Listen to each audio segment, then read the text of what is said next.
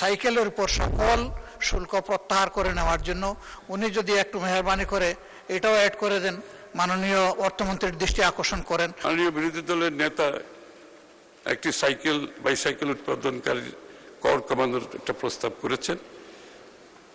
এই বাইসাইকেল শিল্পের কর কমানোর বিষয়ে সুনির্দিষ্ট একটা প্রস্তাব থাকলে ভালো হয়। এই মহান জাতীয় সংসদের সকল সম্মানিত সদস্যকে আন্তরিক ধন্যবাদ জানাই। আমি আশা করি দলমত নির্বিশেষে সকলের সহযোগিতা ও সমর্থনে আমরা এই বাজেটের লক্ষ্যসমূহ অর্জন করতে সক্ষম হব। বাংলাদেশকে এক নতুন সমৃদ্ধির পথে এগিয়ে নিয়ে যেতে পারব। মাননীয় স্পিকার, মাননীয় প্রধানমন্ত্রী প্রস্তাবিত বাজেট সম্পর্কে যে গুরুত্বপূর্ণ দিক নির্দেশনা প্রদান করেছেন, আমি সেই দিক নির্দেশনা সমূহ যুক্তিযুক্ত মনে করছি এবং সংসদের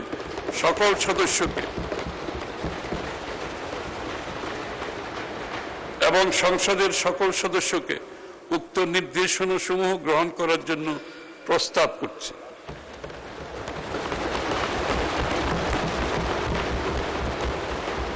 আমি 2026-27 অর্থ বছরের প্রস্তাবিত বাজেট এবং এই সংক্রান্ত বিলসমূহ পাশের জন্য এই মহান জাতীয় সংসদের প্রতি আহ্বান জানাচ্ছি।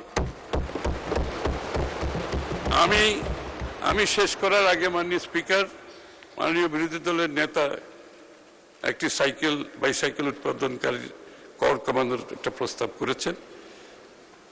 এই বাইসাইকেল শিল্পের কর কমানোর বিষয়ে সুনির্দিষ্ট একটা প্রস্তাব থাকলে ভালো হয়। এই প্রস্তাবটা পেলে আমরা এটা বিবেচনা করব ইনশাআল্লাহ।